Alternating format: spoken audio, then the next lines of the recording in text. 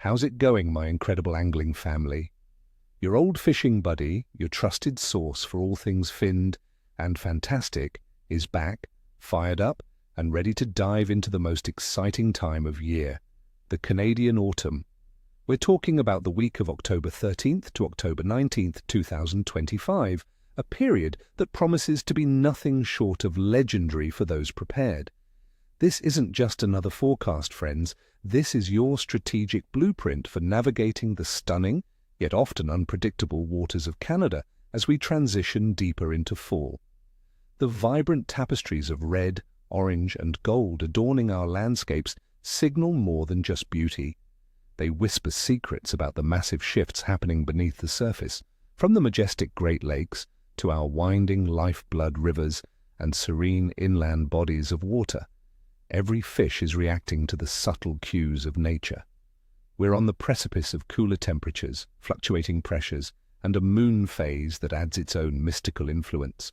I've personally pored over every piece of reliable data, from long-range weather models to water temperature trends and fish biology reports, combined with decades of mud-on-the-boots experience to craft a forecast that's not just informative, but truly actionable. By the time we wrap this up, you won't just know what to expect. You'll understand why it's happening, where the fish will be, and how to coax those elusive giants onto your line. This week is shaping up to be truly special, a make-or-break period for late-season trophies.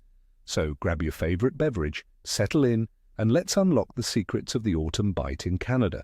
It's time to get seriously ready for some incredible fishing.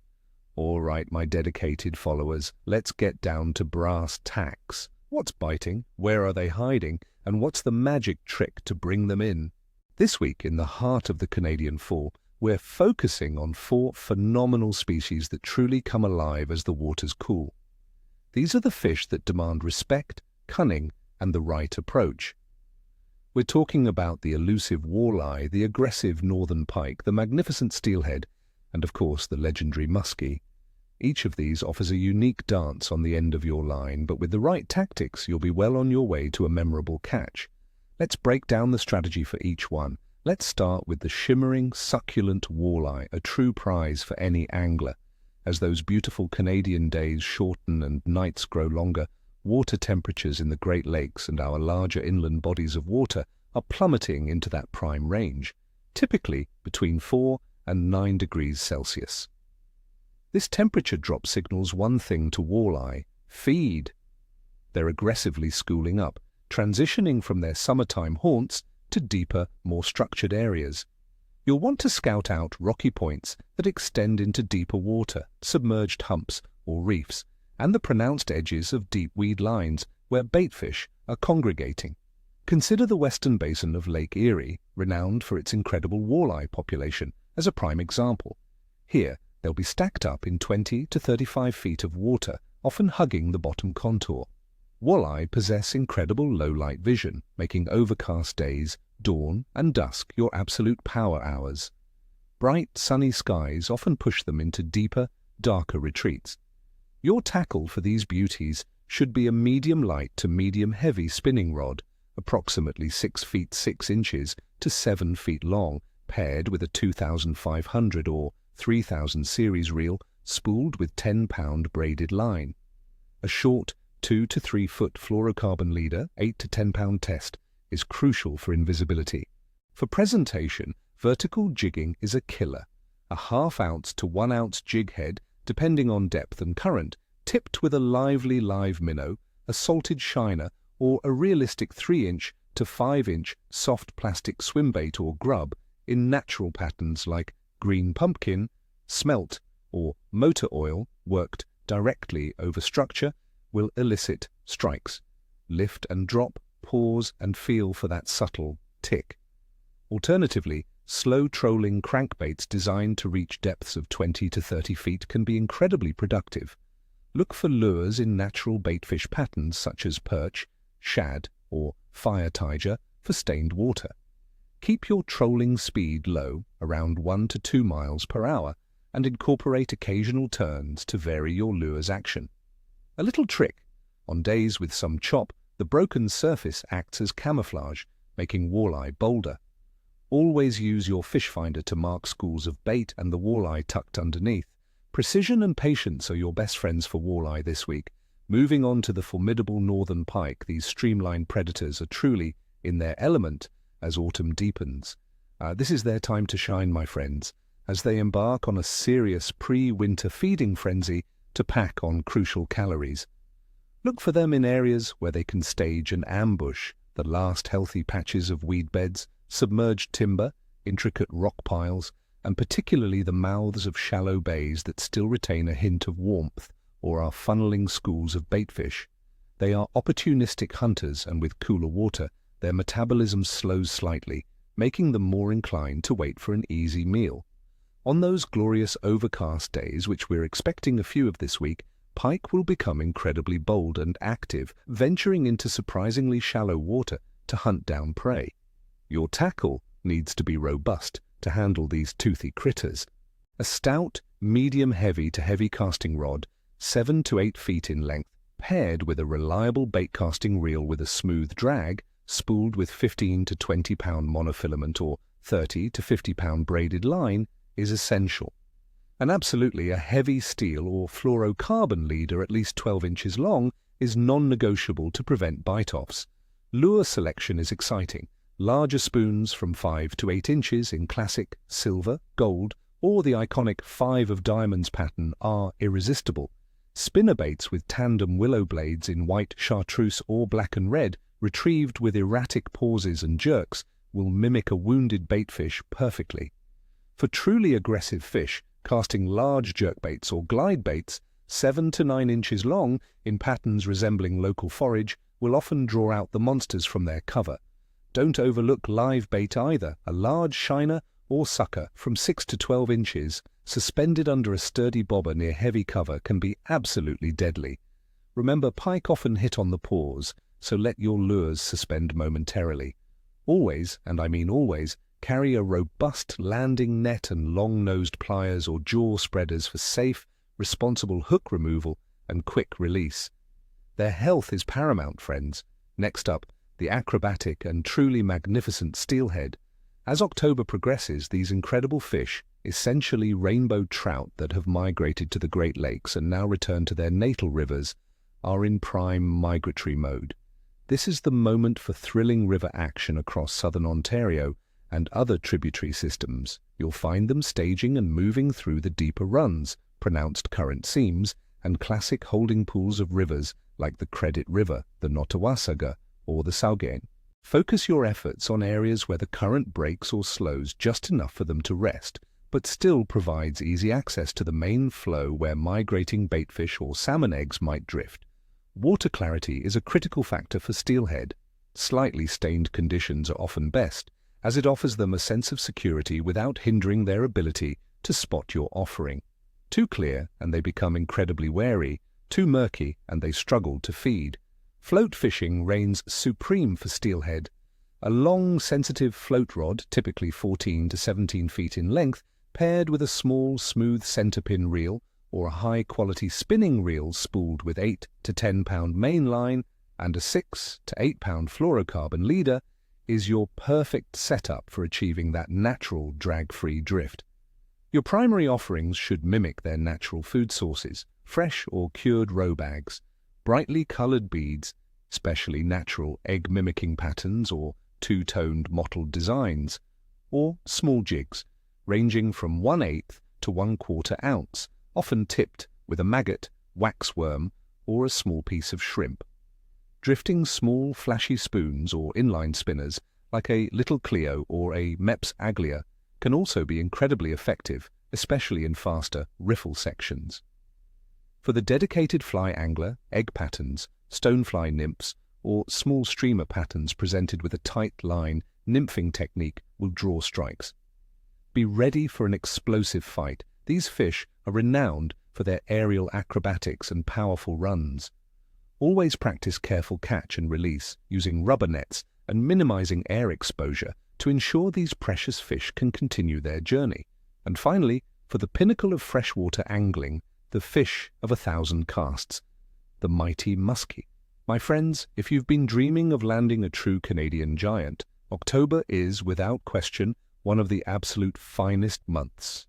This is when muskie embark on their most aggressive and sustained fall-feeding binge, driven by the biological imperative to pack on weight before winter. The cooling water hitting that sweet spot between 4 and 9 degrees Celsius absolutely ignites their predatory instincts. Concentrate your efforts on large, expansive, weedy flats that are adjacent to deep water, sharp breaks, prominent main lake points, and rugged rock shoals. These are their ambush zones where they lie in wait for unsuspecting schools of baitfish. They will often follow baitfish into surprisingly shallower areas during low-light conditions or aggressive weather fronts. Big baits are not just preferred, they are essential.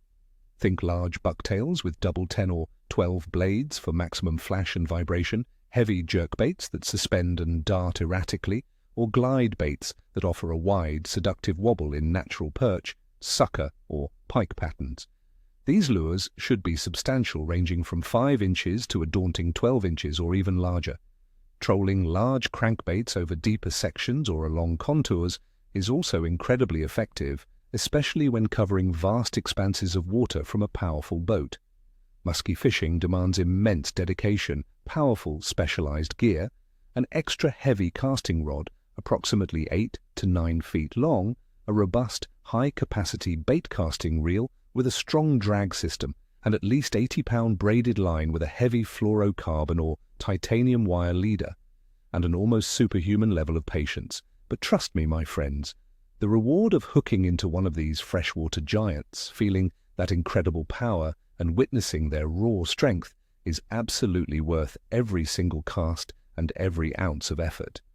Always prioritize safety, have long-nosed pliers, bolt cutters for embedded hooks, and a large knotless cradle or net readily available for safe handling and quick release. Muskie are a truly special species, and we must do everything to protect them. All right, let's peel back the layers and examine the core elements that truly dictate fish behavior, the environmental conditions. Understanding these nuances isn't just about reading a forecast. It's about interpreting nature's signals and making informed decisions on the water. This week, we're immersed in a classic Canadian October, a period defined by its intense variability and rapid meteorological shifts. Fish, being creatures exquisitely tuned to their environment, are acutely aware of every subtle change in temperature, pressure, and light. For the most precise daily breakdown, I'll be referencing conditions predominantly for southern Ontario, a prime fishing region that exemplifies these fall dynamics. But remember, the underlying principles apply broadly across southern Canada. Let's dissect the expected weather, water temperature trends, the influence of the moon phase, and the overarching implications for general fish activity this coming week. From a meteorological perspective, the long-range forecast for Canada in October 2025 suggests that average temperatures will be slightly cooler than the seasonal norm. In southern Ontario, for example, we're looking at average daily highs around 9 degrees Celsius, with monthly precipitation around 65 millimeters. However, averages can be deceiving. The Weather Network forecasts periods of warmer-than-normal temperatures, those beautiful Indian summer days we all cherish, but these will be sharply punctuated by quick shots of colder weather. This volatility means atmospheric pressure will be your single most important barometer for fish activity. Rapid drops in pressure, often preceding an incoming storm front, can make fish extremely uncomfortable, directly impacting their sensitive swim bladders and often shutting down the bite completely. Conversely, stable or slowly rising pressure, especially after a cold front, typically signals increasing comfort and a willingness to feed. Wind direction and strength are equally critical. A strong north wind, for example, can rapidly cool surface waters, pushing baitfish and consequently their predators into more sheltered, deeper bays or areas with stable thermal layers. Light winds, particularly from the west or south, often coincide with stable weather and better fishing. Overcast conditions with light rain or a consistent drizzle are often a blessing for walleye and pike, as the reduced light penetration makes them bolder and more active in shallower water. Keep a keen eye on your weather app and, if you have one, a portable barometer. These changing fronts are not just meteorological events, they are direct invitations or warnings from the fish themselves. This week promises dynamic pressure changes, so be ready to adjust your strategy on the fly. Now let's talk about the lifeblood of our fisheries, water temperature. Across the Great Lakes and our larger inland water bodies, temperatures are rapidly plummeting, settling into that crucial 4 to 9 degrees Celsius range. For cold water species, this is the sweet spot. As the water cools, fish metabolism slows, but their innate instincts for winter survival kick into overdrive, triggering intense feeding periods. Baitfish, sensing the shift, will begin to school up more tightly, seeking warmer pockets or congregating near deeper structures like drop-offs and reefs. Our predatory species, walleye, pike, steelhead, and muskie, will follow these bait balls relentlessly. This cooling period is often associated with lake turnover in many bodies of water where surface and bottom waters mix, redistributing oxygen and nutrients, which can temporarily disperse fish before they re-establish patterns. The key here is that fish become less agile in colder water, but more opportunistic. They won't expend energy chasing a meal if they don't have to. Conversely, warm water species like smallmouth bass and panfish, crappie, bluegill, will be significantly less active. They'll retreat to deeper, more stable thermal zones or seek out the last lingering pockets of sun-warmed shallow water. You'll need an incredibly slow, deliberate, and precise presentation for these species. Understanding these temperature shifts is absolutely paramount to not only locating, but also tempting your target species. Pay close attention to any thermal breaks you can identify, as these interfaces where warmer and colder water meet are often fish magnets, concentrating both bait and predators. Let's shift our gaze to the heavens and discuss the mystical and often debated influence of the moon. This week, from October 13th to October 19th, 2025, we are transitioning from the third quarter moon into a waning crescent phase, heading towards the new moon on the 21st. The third quarter moon, which officially hits on the 13th, means about half of the moon's face will be illuminated. Over the subsequent days, it will progressively wane, showing less and less light each night. Many seasoned anglers and traditional fishing calendars swear by the periods around the new and full moons, often attributing increased tidal pools or heightened nocturnal feeding activity to these phases. While the scientific community often debates the direct impact of lunar phases on freshwater fish, my personal experience and that of countless anglers suggests there's definitely something to it.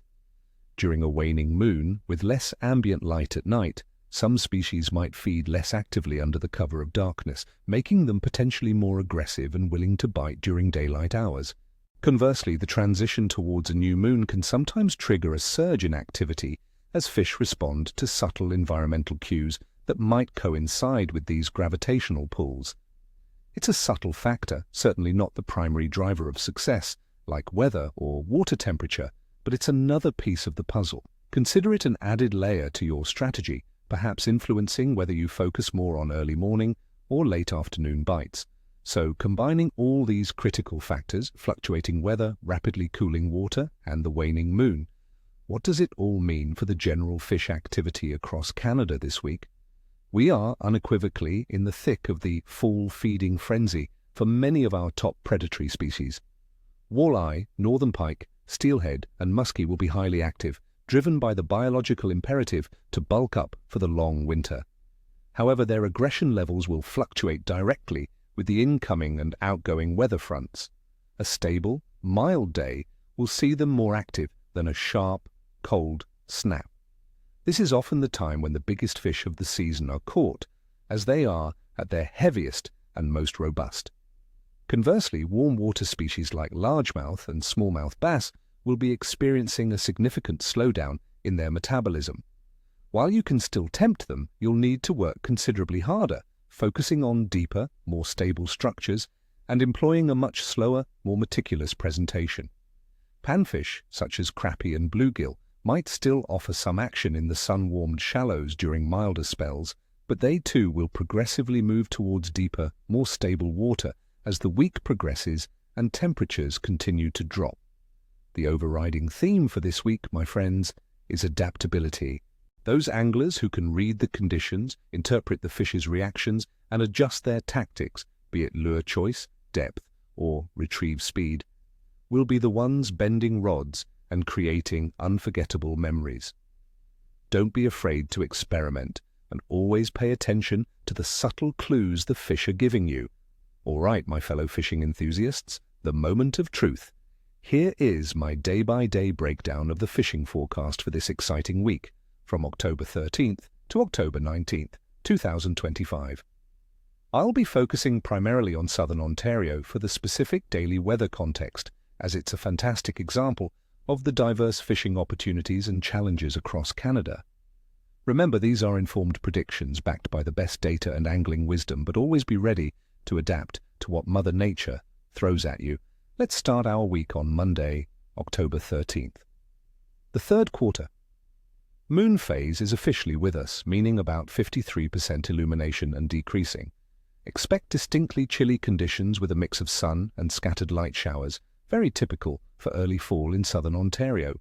Atmospheric pressure should be relatively stable for the start of the week after any weekend fluctuations, providing a decent foundation for fish activity. I'm predicting a good to average wow bite for most active species. Walleye will be actively feeding in deeper areas around structure, so focus your jigging efforts. Northern pike will be near healthy cover, ready to ambush, especially with that scattered light rain reducing visibility. Steelhead should be present and active in the rivers, responding well to natural-looking float presentations of roe bags or beads. The slightly reduced moon illumination might make daytime bites more consistent, as fish won't be as wary from bright moonlight. Dress warmly, cover water, and focus on those prime transition areas. Moving into Tuesday, October 14th. The moon continues its waning crescent journey, becoming less illuminated, heading towards the new moon. Conditions will remain chilly with a persistent mix of sun and clouds, possibly a few more intermittent light rain showers throughout the day. Atmospheric pressure should hold steady or show a very slight gradual drop, which can sometimes perk up the bite. The overall assessment for Tuesday is average. Fish will still be feeding, but perhaps with a bit less aggression than optimal, especially if the air temperature remains consistently cool without much sun. Consider slowing your retrieve slightly, experimenting with different depths on your electronics, and focusing on presenting your bait directly to the fish you mark.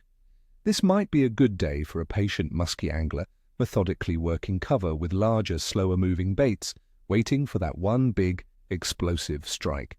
Focus on presenting your offerings with subtlety and precision. Wednesday, October 15th, could be a challenging day, my friends.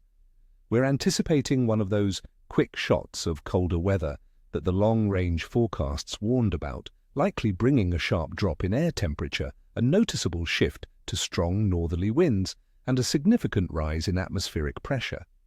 This sudden, dramatic change can really put fish off their feed, making them uncomfortable and less willing to move. My forecast for Wednesday is weak to capricious. Expect fish to be lethargic, hugging the bottom or dense, deep cover in deeper, more stable thermal zones. You'll need to go exceedingly slow, use very subtle, almost dead-sticking presentations, think smaller jigs, slower drifts, or barely moving live bait, and be incredibly patient. Downsized baits and natural colors might be your best bet today, focusing on precise placements directly into suspected holding areas. Don't be discouraged if the bite is tough. Sometimes the toughest days yield the most rewarding catches, but only for those with unwavering persistence and a willingness to adapt. As we hit Thursday, October 16th, the conditions should start to stabilize after Wednesday's sharp cold snap. Temperatures might still feel cool, but crucially, the atmospheric pressure could begin to settle, or we might even see the very beginnings of a milder trend developing, especially towards the afternoon. This stabilization is key. I'm calling for a neat average, potentially improving seeds bite, particularly later in the day, as fish adjust and shake off the shock of the front. Fish will be adjusting and might start to feed again as they recover from the sudden shift. Focus on areas where they can find warmth or ambush points as they regain their appetite.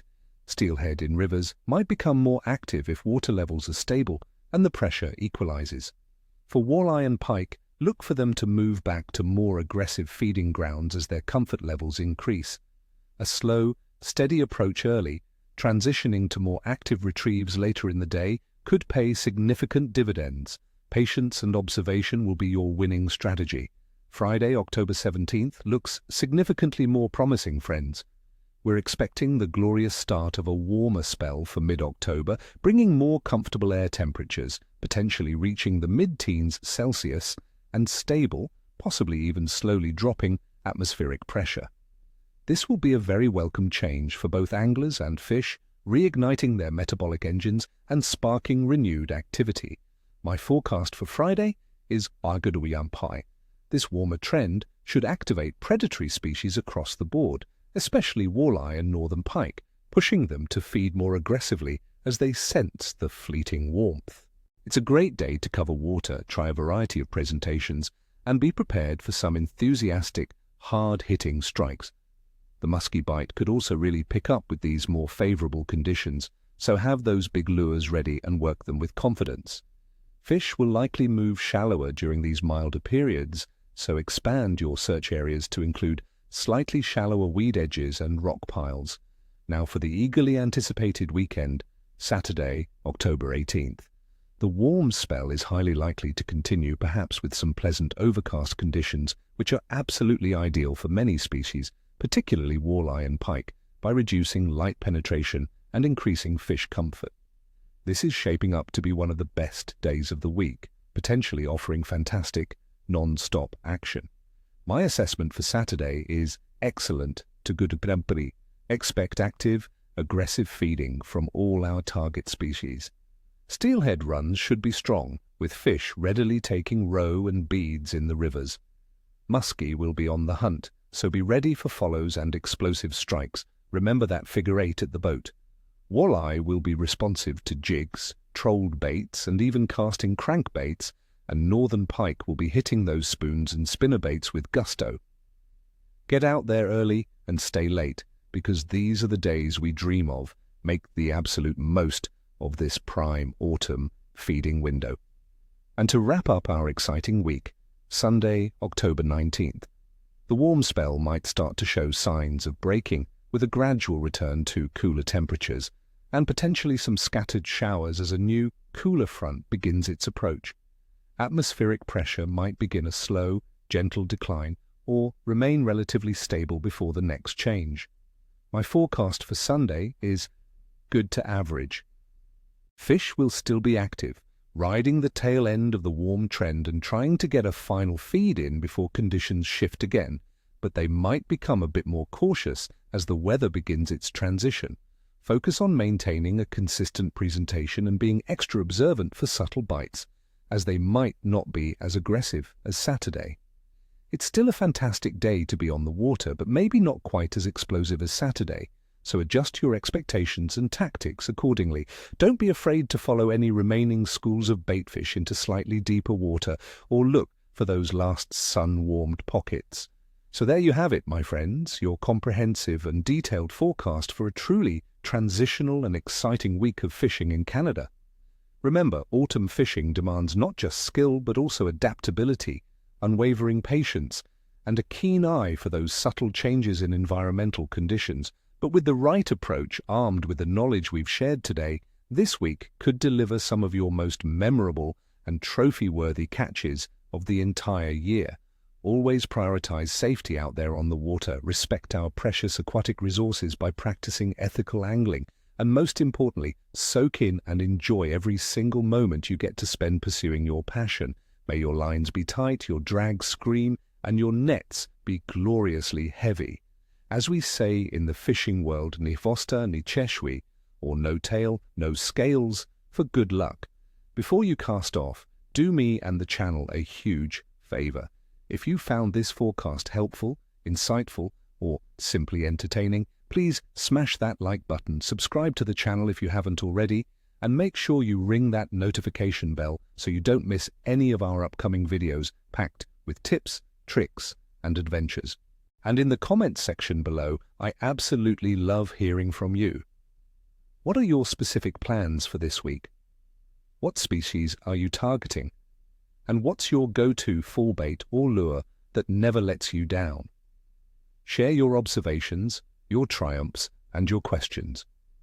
Let's make this autumn fishing season one for the record books. Tight lines, everyone, and I'll definitely catch you on the next one.